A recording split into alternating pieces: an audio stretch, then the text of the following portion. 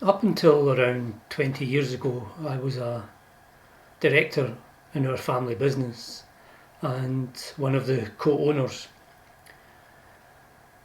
The other co-owners were my 9 siblings, 7 brothers and 2 sisters, and it was actually great interacting with them in terms of the business. The folk we employed were brilliant, 350 employees. We knew a lot of them well from 20, 30 years earlier than that, from when I was a kid.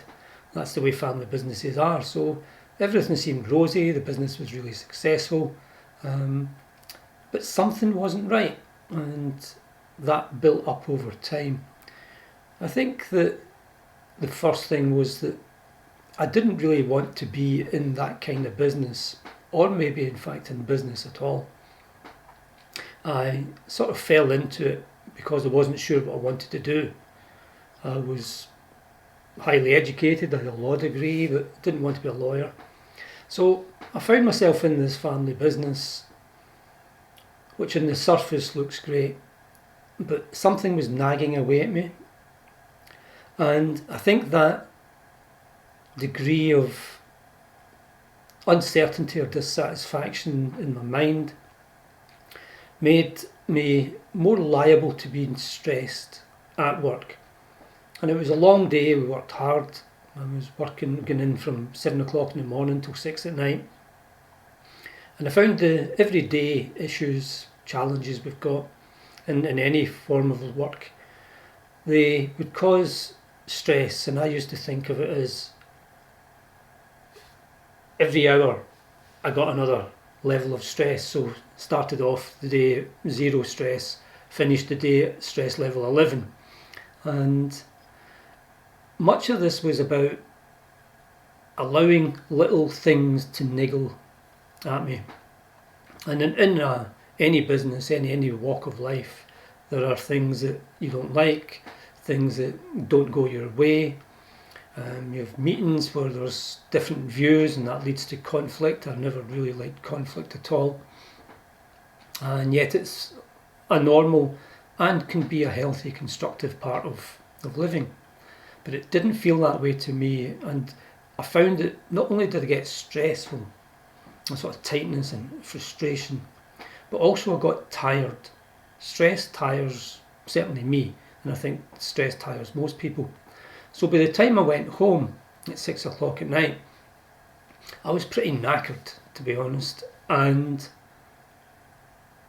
that then meant that I wasn't the best of fathers, the best of husbands to my family.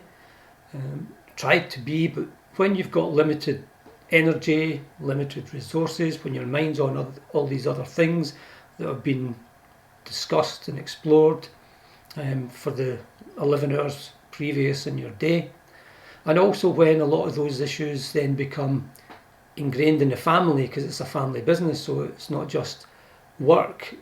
You might be disagreeing with your brother, you might be disagreeing with your sister, and they then go home and talk about it to their spouses and families, and they get involved in discussions and disagreements.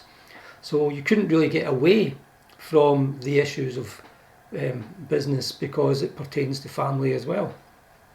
So all of this was an everyday presence, and for a number of years I was aware of it, but only as the feelings. I wasn't aware of cause, wasn't aware that I could do anything about this. And by chance I was saved, if you like, several years after I started work, about sort of a dozen or 10 years after I started work, when as a family we went into Borders Bookshop in Glasgow in Buchanan Street, now sadly not there, and we were picking books for the kids and for ourselves as we were about to go on holiday to Germany or Holland, I think it was. And I saw out the corner of my eye bright book display, and it was about the Dalai Lama. And I knew about the Dalai Lama, I knew about the situation in Tibet, Dalai Lama had won the Nobel Peace Prize, the Tibetans were under occupation by China, and I'd been involved in politics and interested in those sort of things. But I knew nothing about his spiritual side. And apart from that whole stereotype everybody's got of the Buddha, as this serene person sitting down meditating, whatever meditating means. And I looked around and I was being a bit cynical, sceptical about it, but I thought I'd buy a book or two about Buddhism and what it meant. And I guess probably unconsciously my mind was saying, try anything, you're stressed out of your box, try anything. And so that's what I did, and it made a massive difference. Even doing it, trying to understand what meditation actually is, trying to understand what the mind is, and this is before the internet, so I couldn't just Google neuroscience or Google does meditation work. It was a lot harder in those days. But what I found was, even following the instructions, the vague instructions in a book, I was able to find myself much more peaceful and able to reduce the amount of stress from 11, stress level 11 as I called it when I went home, to maybe about stress level 5 or 6. And then when I started getting really good at it, when I started getting proper instruction and training in it, I could whittle down the stress to the point where it became 0. And unknown to me at the time, that was going to stand me in enormously good stead when we started having real difficulties, financial difficulties in the business, and the bank was incredibly uncooperative. And rather than getting either despondent about that or angry about it, both of which would be understandable and enjoyable, I actually found I was able to step back from it all, get a clear mind about what was at stake, what mattered, and do the best we can. And you can't do more than the best you can. And you can't get clearer than a clear mind to be able to think these things through.